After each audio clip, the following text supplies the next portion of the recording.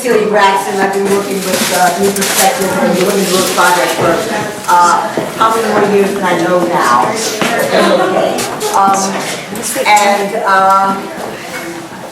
So the kind of talkback feedback that has been very, very helpful goes as follows. I'm going to ask you a few questions. You can answer them. I may at some point say, do you have any questions for the playwright? You may ask the question. You can ask the questions anytime you want, but she will not answer. She's not allowed to answer a question. She cannot explain anything, okay? The importance of this is simply that what we need to know is, what did you understand? What questions, if any, or confusions, if any, do you still have at the end of the play, etc., etc. And then, any questions that you have, any confusions that you may have as an audience generally or an individual audience member will be answered in the next draft. So you'll have to come back and find the answer. And what that does is, she doesn't have to spend time explaining herself or defending herself. She can spend time listening. Okay? And nobody falls into the trap of trying to help her write the play. Okay? Because that used to happen a lot, in the olden days. Help her write the play. So, my first question is really, really simple. What about this play did you really like? Some good things.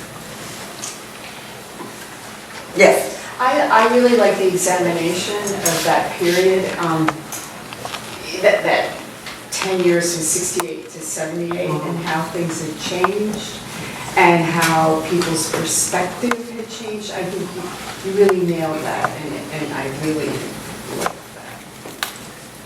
Thank you. Can I say that? Yes, you can.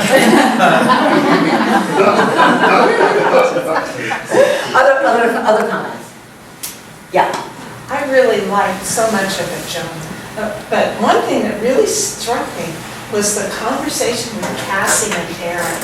When it's like he understands her, or that was just so moving to me, that particular scene. I mean, there are a lot of really moving scenes, but that one really sticks. Good, thank you. Other comment? Yeah. Well, I just like, politically, we're sort of gone back to where we started in some respects. So I think that even though it's set in a prior decade, that it is very timely in a lot of respects. I also just wanted to point out, if you're not aware, there was a play called Days of Rage that was done in the fall about the young people in 68, in that period, but it's set in the period, and it's they're trying to, and there's a lot of similarities, but this one's different in that you're 10 years later, they're still 18 years old and fighting the fight and fighting amongst themselves about whether violence is the answer and things of this nature. So I just wanted to, if you're not aware of that play, you might want to read up on it. Yeah, thank you. Yeah. I really liked how it's a retelling of the, classic story. I think it's a really interesting, taking a true, basic tragedy and reframing it is a really interesting way to tell this story, and a very interesting reflection back on that. So just the structure of it and the basic driver of it is fascinating.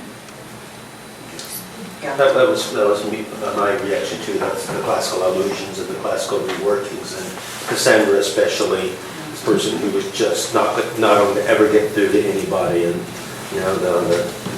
the tragedy of Cassandra. That was very moving to me. I have a question about that.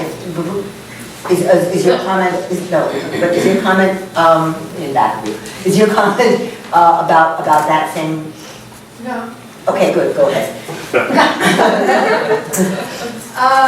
I really appreciated the way that the character's personal story was placed in the heart of the political context, so that it became a very, immediate story for them, and not just a discussion of broader issues. Thank you. I had a question about that, because you guys brought this up. My first question is there anybody here who does not know what the literary illusion was too? Is there anybody here who does not know? Okay. It's embarrassing, but yes. Yes, that's fine. Anybody else who does not know? Well, I can't, it's fresh in my mind. It's not fresh. It's ancient history. Yeah, yes. All the way back and, yeah, whenever it was. Okay. I can even remember. Okay, so for you, does this play hold together? Yes, absolutely. Is there I mean, any, without the Greek reference, no without Greek knowing what reference? what Oh, it's absolutely. referring to? I mean, I do It holds know together that, I as know a about story. Cassandra, but the rest of that whole Greek mythology is not my area of expertise. Right, so you've heard of it. I mean, I know who Cassandra is, and I get the reference there, but in Right. terms of all the other stuff. But that, you were still able to just, it didn't matter. Right, yeah, it didn't, not knowing that didn't impact my knowledge or following the story of the Okay. play here. Okay, that's good, that's a good thing. Yes. So, is there anything about this play that confuses you? Now that you've heard the whole thing, is there anything about it that confuses you, or that you do have a question about, or are there characters that you feel need more development? That's 3 questions in one. Sorry.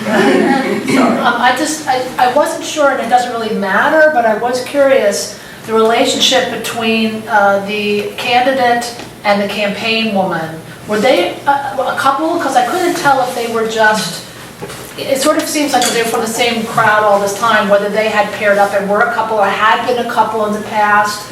Just that relationship, because they seem tight in a way, but I didn't know if it was a business tightness, or they did have some sort of romantic interaction at some point in their lives. Okay, good. Thank But it's you. not pertinent to the particular play, I just was thinking about a few times. Well, it comes up. Didn't get when you think about explored, it. yeah. Okay, good, yeah.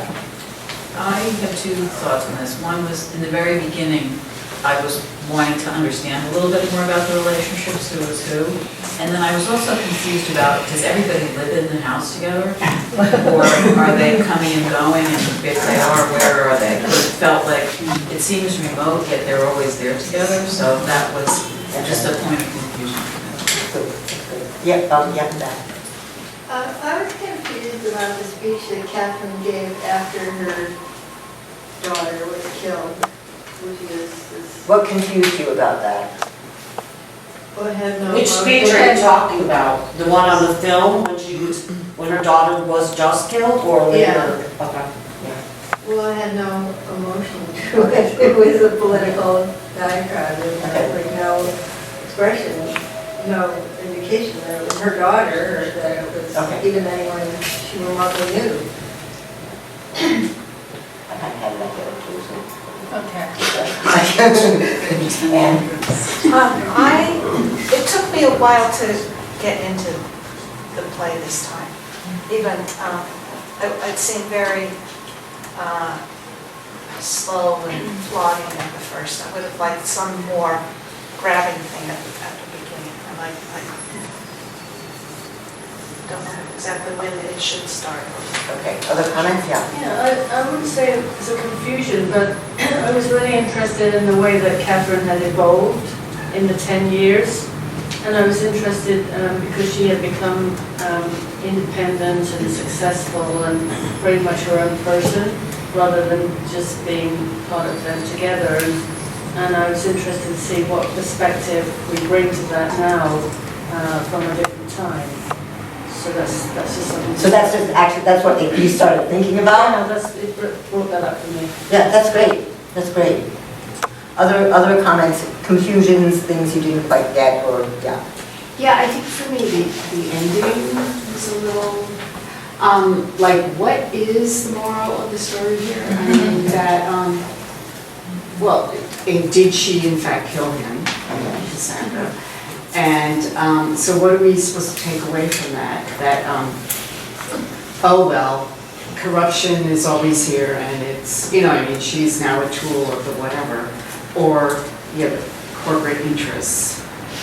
Or is he a total fake and total, you know what I mean? It was just like, I wasn't sure what I was supposed to feel. At the end, Yeah.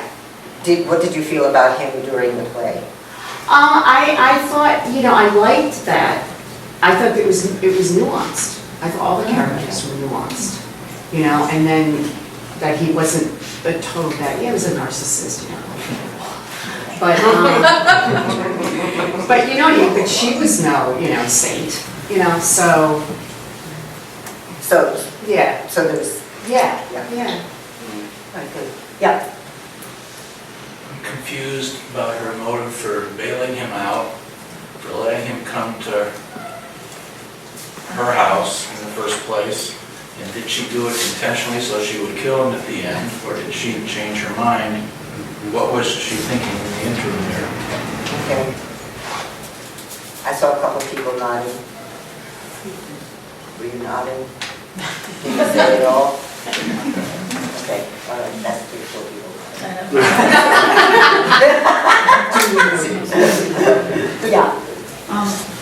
One thing I would have liked to understand a little better was the relationship of the monologue in the very beginning, the very first scene, the Leda monologue, and how that worked in. I was a little unclear about that. It's intriguing. But I didn't quite get like how that related to the rest of what happened after. Yeah.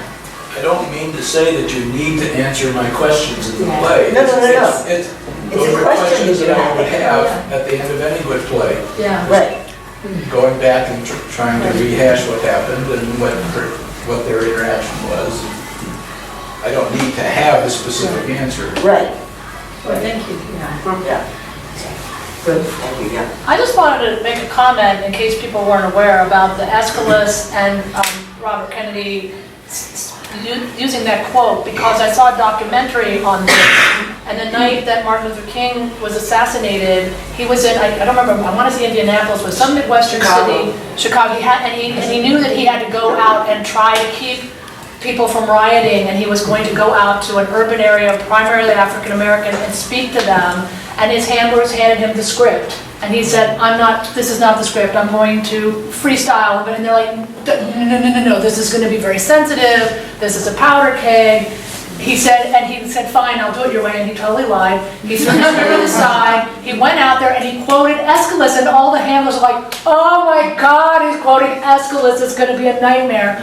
And it turned out to be fine, and it was interesting because when I was watching this documentary, there was a Q&A afterwards about this particular moment in time, and there was an African-American woman in the audience, and she raised her hand, she says, I just want you to know, I came from a poor background, a single mother, inner city. My mother, who had a 9th grade education, quoted Aeschylus to us as children.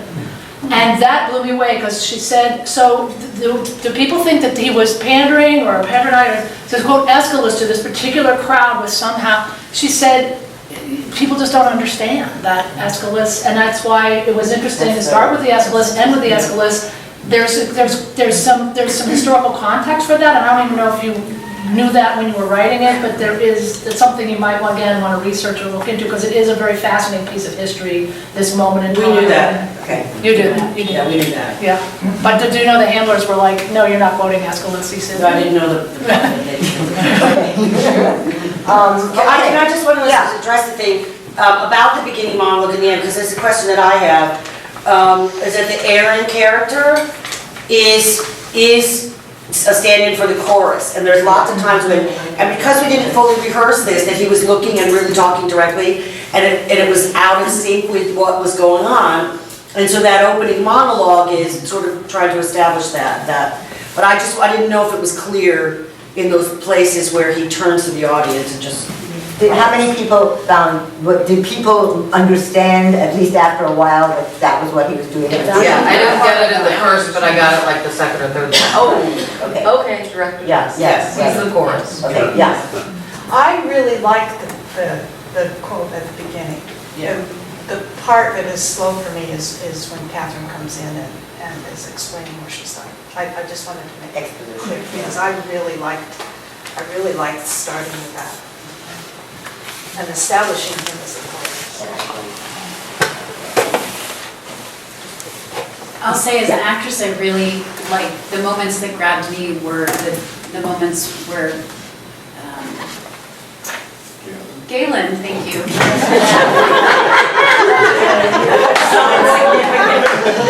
Where Galen, there was tension, where Galen was there. There was something to play off of, and I liked those moments.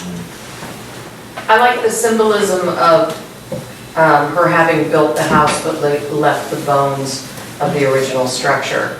I think that is really intense and A great idea. it tells you, but it also, I mean, it would also be a glorious visual, but it also tells you so much about who she is.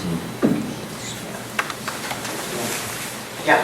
I was also, I guess, confused by Catherine, but also think like this gentleman that could be a good thing. I wasn't sure.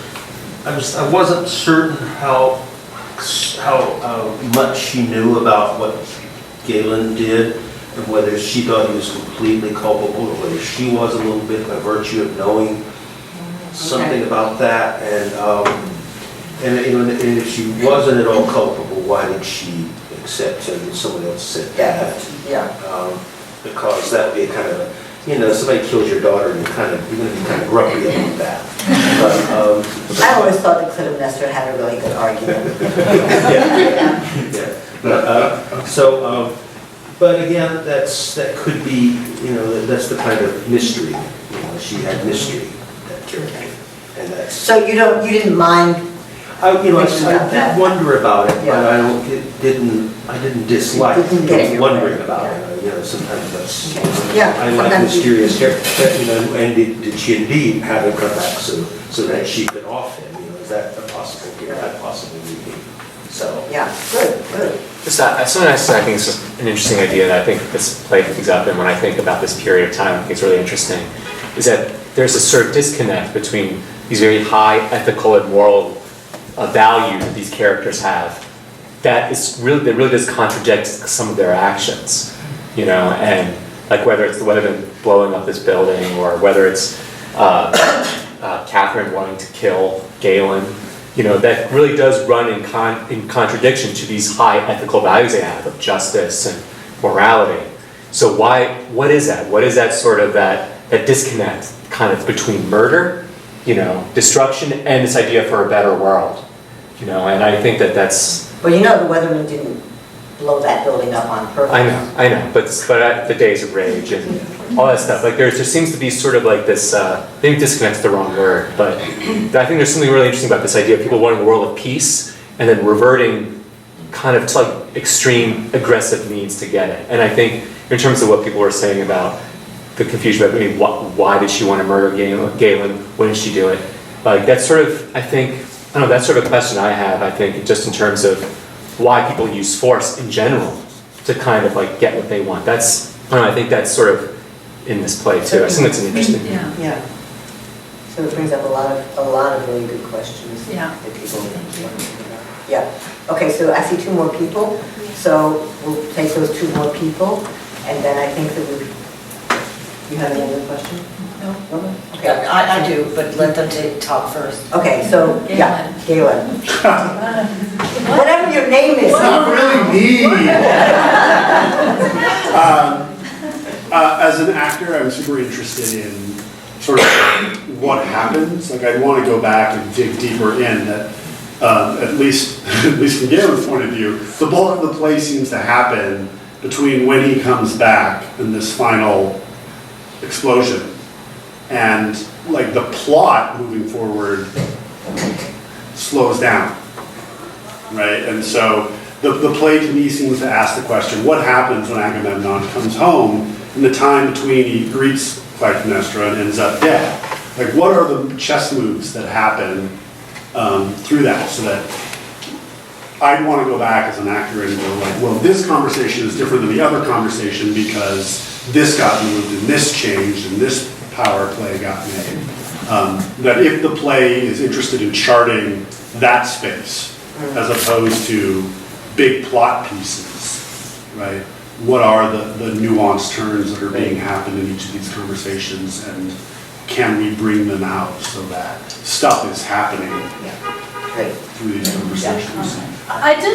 There was a little confusion because I thought I heard at some point where they say that Eagle never really knew his father, he was too young, and then she says later, yes, he remembers you so well.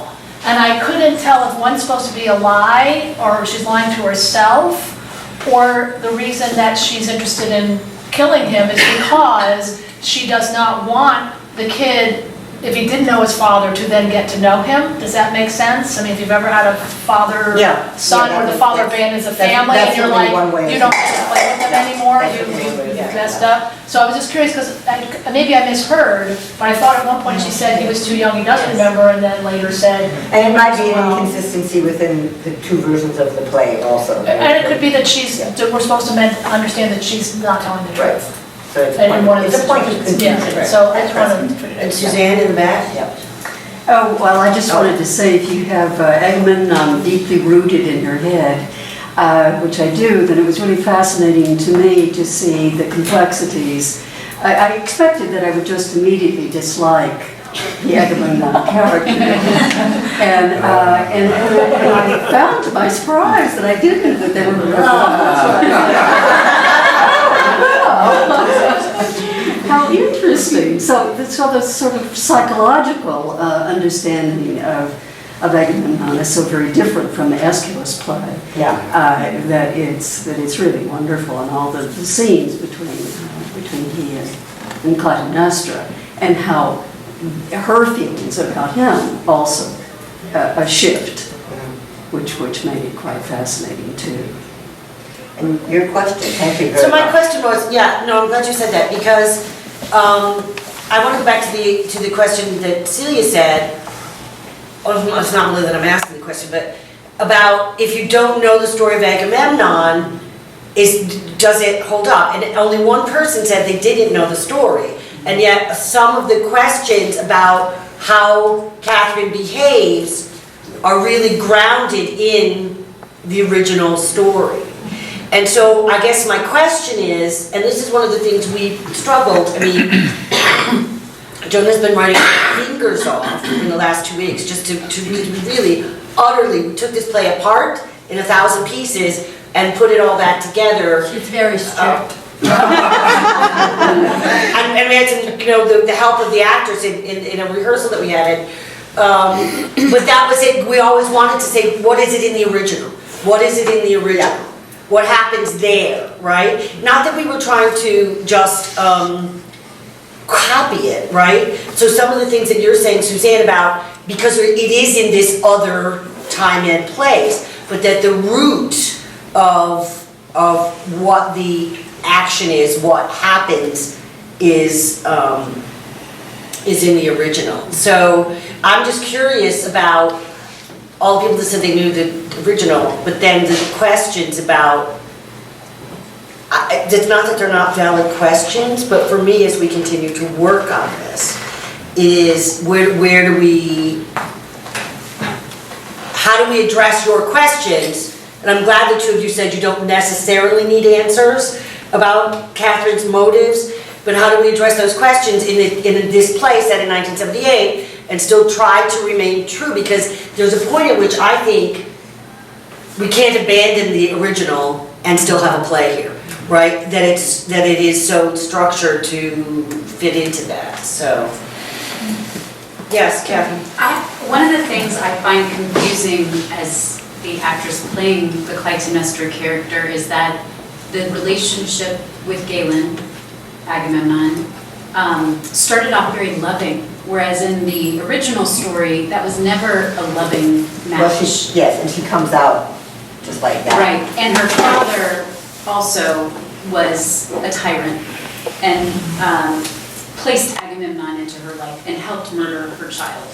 And so there's a very different relationship with both father and husband here in this story, and in some ways I think it's helpful to disconnect from the original because we're following a different history that informs the future to something.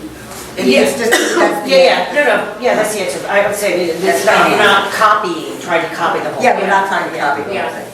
And I would also say that because we are living in this time, and Looking back to 1978. looking back to 1978, but the montage at the end brings us right up to today, which is fabulous, I think, personally. But, so it has to be, those things may or may not have to be filled in differently, because some of it's not filled in, because it was written by a guy from the guy's point of view, in order to make sure that the guys consolidate power. And now we're switching it around. Just realized one little question that I, again, don't know if I need answered, but ended up fascinated by it after realizing, like, oh, right, Eagle's Oedipus. Is he No, he's coming? Orestes. Orestes, oh my God. But we're glad you got that, that is the point, that it is Orestes is out there. Is he coming, is she going to be killed by him? Right. And I was wondering about, like, I mean, Cassandra does. We don't know. It's another Like, play. and I do, like, my character does say that he's going to do it, so it seems like there's just enough ominous rumbling that, like, when he comes back from the Rockies might not be such a good thing. Somebody else, you had your? Oh, I was just Oh, gonna say. she's been waiting forever. Yeah. No, and it keeps changing. Oh. As the conversation changes. Okay. I just wanted to echo what Clytemnestra said.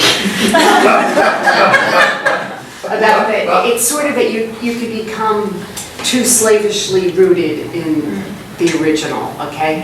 And at the expense of what is happening in that period, you know what I mean? It's like, for those of us who didn't read the Cliff Notes before we came in, you know, we're dealing with just what's there in front of us, you know? And so that's where I think some confusion does come in, because it's not really clear about what is going on in this present, you know? Like, I would like to know more about her father, you know, not thinking, oh, I remember the Greek play, you know what I mean? I want to know, you know, what's going on with this character here. Can I also say that, for those of you who remember The Mountaintop, I believe that was a night event on Broadway, it had the same ending, where that's a play about the night that Martin Luther King was assassinated. Yeah, at the end, basically the whole set collapses and they just put up screens of all the protests, it's the same almost montage of everything from the period of time until the present. I don't remember that. At the very, do you remember the play? Did you see the play? Yeah, yes. Yeah, because the ending is like really so powerful, because it basically, the set just goes away and there's this black sort of void full of screens of all these images. Am I the only one who saw this?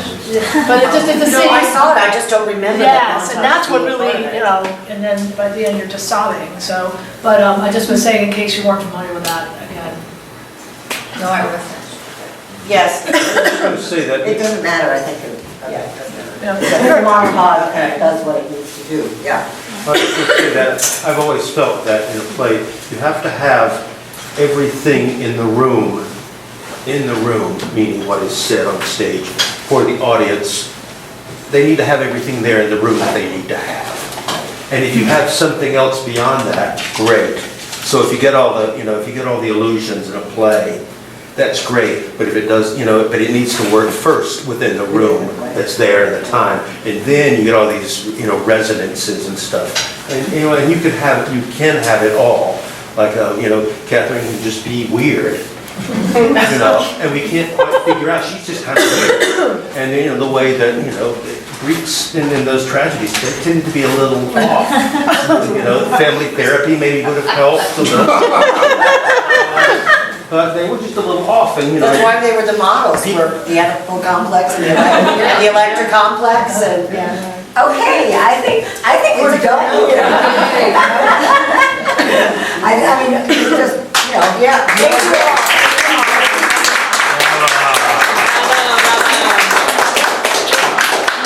you all.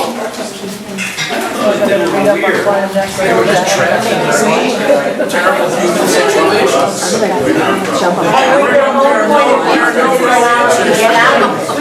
They could have the possibility of choosing the right or stuff. I think they were weird. We must see them that way as well as the others. They were human mistakes with impossible situations.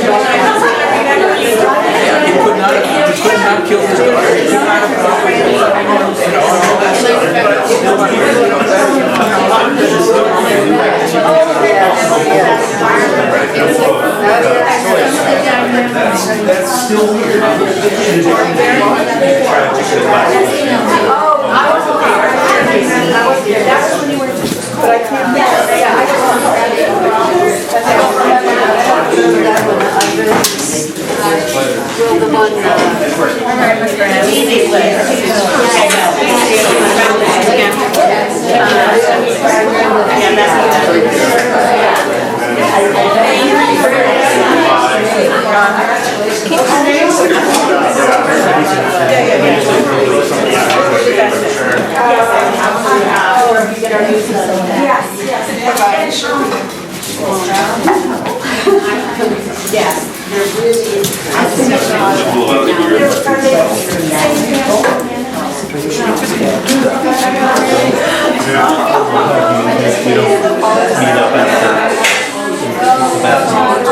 And we'll talk about how it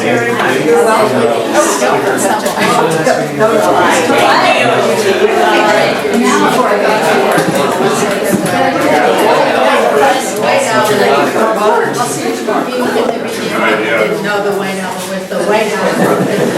Way now.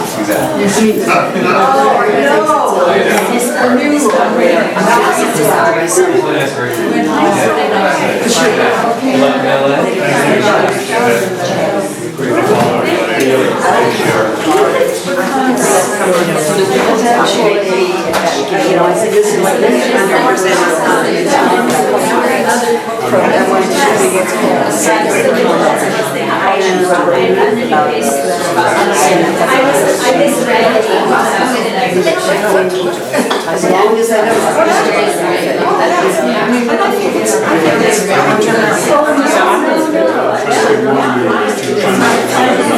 There's a longer facing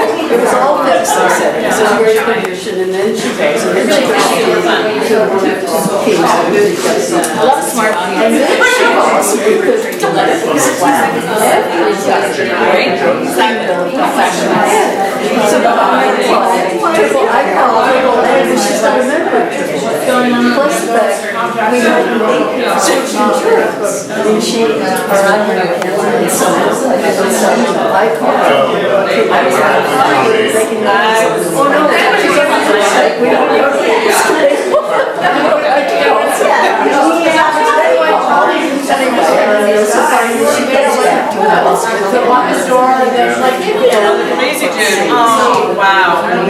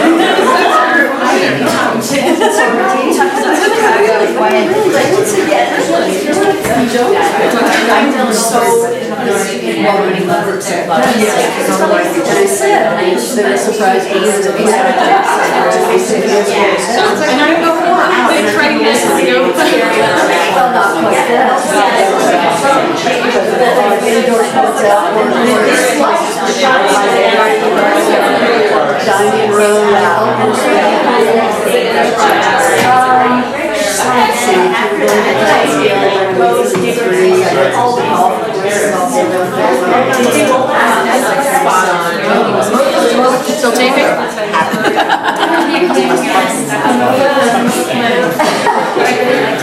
This is so it has to be somebody else. Yeah, that's why I'm asking. Yeah. I don't even know what's wrong with it. Yeah, Yeah, we got a lot of recommendations for the actors. I don't know, most of it was pathetic. So which was nice to get, you know, and to get them that they could do it with like 4 hours of rehearsal and we didn't need it. Because we had rewrote the end of the play 2 days ago. But it works. I mean, just the idea of having it going back and forth. This is my dinner. There was no problems, didn't we? Why don't you come here? No, and I'm not. We watch like every time there's a big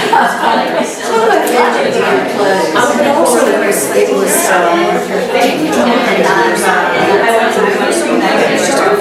no, you're going. we made lots of changes. Yeah, and not like trying to hide it, where Chicago Justice, exactly what you said, Chicago Justice Area, that's I think a lot of it is, that's why I said Yeah, Juliet. smile and. Some of this is just to do,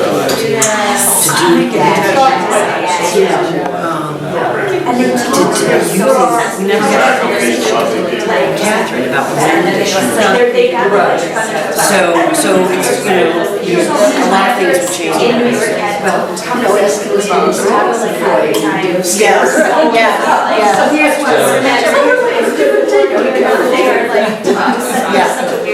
We also think that's probably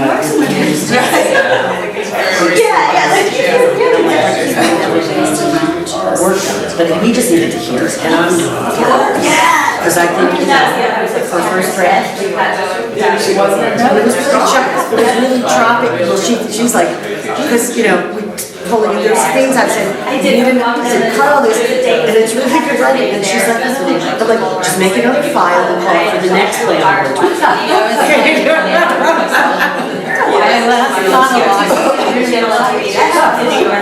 It's no longer, it's not what this play is about anymore, right? So but it's a good model, but it belongs in another play. I'm so glad you came, I forgot you guys. Old friends. In that terms of project.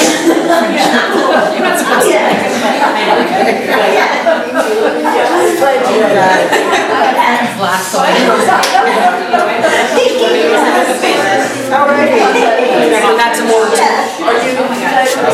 What's gonna buy you eat or you want? Yeah, that's beautiful. Yes, but there's like good lady vibe there.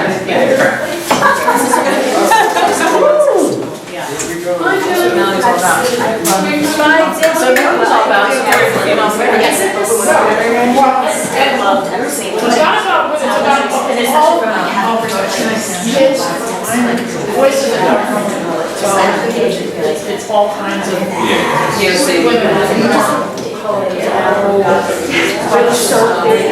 just this week here, yeah. This is the one that you do in August. The short class.